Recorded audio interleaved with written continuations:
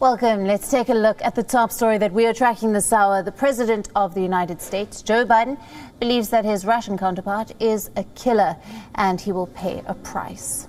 President Biden sat down with ABC News for an exclusive interview with George Stephanopoulos.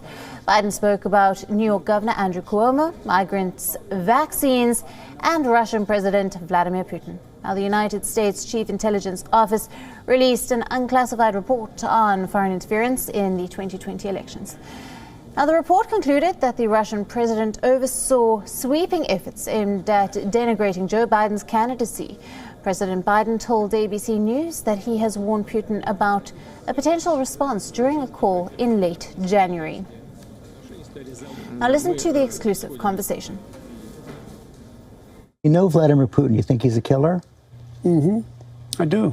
You know Vladimir Putin, you think he's a killer? I do.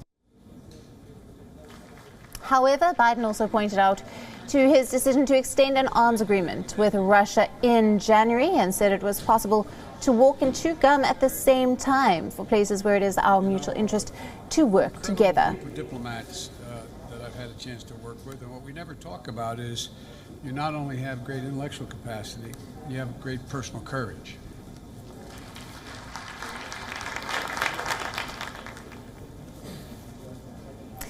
For more on this, we're being joined by both our correspondent Susan Tehrani from New York and from Moscow, Julia Chapman joining us live. Julia, I'll start with you. It was quite a fiery interview by Joe Biden to ABC. Let's start with one of the explosive statements that he made. Julia, President Biden said that he thinks President Putin is a killer. But he also said that you can walk and chew gum at the same time, in justifying this harsh criticism while still trying to continue negotiations on the arms deal. Will Putin share these sentiments? Well, that's right. President Joe Biden saying that, you can have both ways when it comes to Russia. You can work with them on areas where there is mutual interest, but also that there needs to be criticism when the Russian government is seen to do things badly. And so that is why he had said these things in this interview that aired this morning. But it's been met with quite a lot of condemnation among Russian officials over here in Moscow, with Vyacheslav Volodin, the Speaker of the Parliament, the lower house of Parliament, saying that this was an insult to all Russians, saying that it was possible that Vladimir Putin was a killer. Of course, we don't know exactly what President Joe Biden was referring to when he said those words, when he confirmed the question that was asked to him, whether or not he thought President Putin was a killer. But of course, this comes at a very difficult time for Russia-US relations. They keep getting worse, despite this nuclear agreement that was signed by the two countries just after President Biden came into power in January. There have been a lot of difficult issues, and now we understand there will be more sanctions. Indeed, more were announced even today by the U.S. Ministry of Commerce, and we're expecting even more in relation to these the alleged election meddling by Russia, which has been roundly denied here in Russia. Right. Stay with me, Julia. I'm going to go across to you, Susan. Biden has called President Putin a killer. Now, this is not going to go down well with the Kremlin. And this also at a time when the U.S. administration is trying to extend this arms agreement. What do you make of this ABC interview?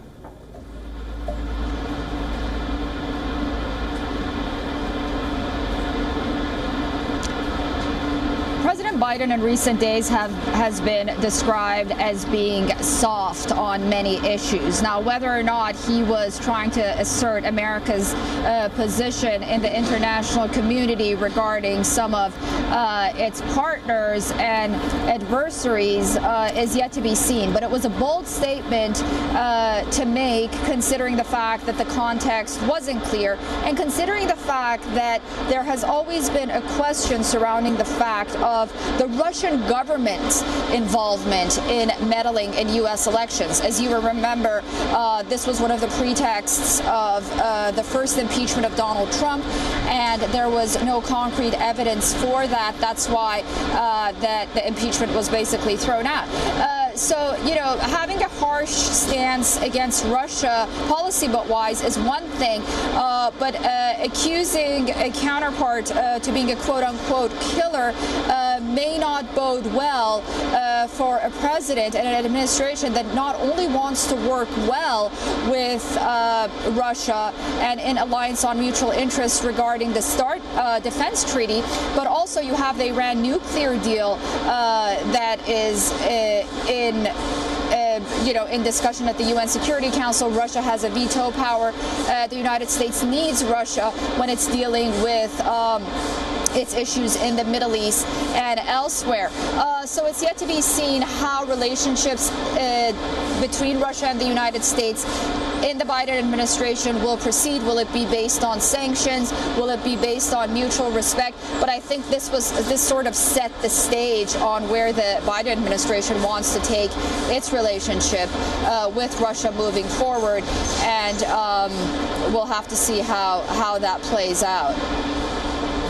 Stay with me. Julia, back to you. There has been an unclassified report on foreign interference in the 2020 elections. Take us through the details here, and further, has there been any reaction yet from the Kremlin? There has indeed. The Kremlin has denied any interference in the 2020 U.S. presidential election or in any other election for that matter. The head of the Foreign Affairs Committee in the Duma, the Russian parliament, Leonid Slutsky, said that Russia has never interfered in any election in the U.S. or anywhere else, and said that any sanctions that will be issued against Russia after this report are the real interference in a state's sovereignty. So very strong words from Russian officials against this report, which essentially outlined the ways that Russia is allegedly accused of trying to interfere, trying to denigrate President Joe Biden, or candidate Joe Biden as he was at the time, in favor of Donald Trump as a candidate. However, the report did say that the Russian government stopped short of carrying out a hacking campaign as it was accused of doing in the 2016 election. Nevertheless, it did find that the orders involved in these alleged interferences did go all the way up to the top of the Kremlin, if not ordered by President Putin himself, at least sanctioned by him. Right. Julia, thank you. Stay with me. Susan, back to you. Biden spoke about some of the issues faced domestically as well. New York Governor Andrew Cuomo and the sexual allegations that he is facing. Take us through some of the details on this.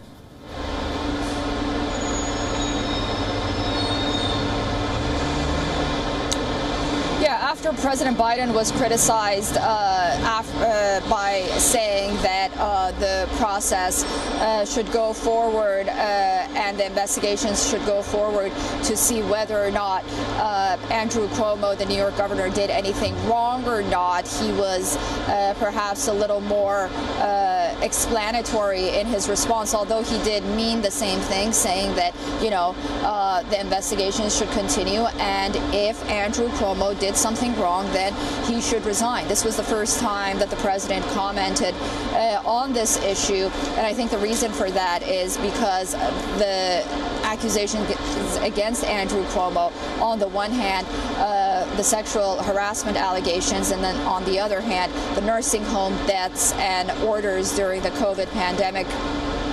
The height of the COVID pandemic here in New York. The walls are really closing in, the investigations are ongoing, and there's a proceeding here in New York that's basically going forward to find out whether or not they should impeach Governor Andrew Cuomo or not. So with all of these issues happening at the same time, and New York being the epicenter of the COVID-19 pandemic, if you remember, more than a year ago, and all these issues regarding sexual allegations and harassment, coming from a Democrat governor that was once hailed as a hero for the nation, I think Joe Biden really could not have not commented on this issue and put out, what he said. I mean, he didn't say he should resign. He said the investigations should move forward, and then if he did something wrong, then he should resign, which is common sense.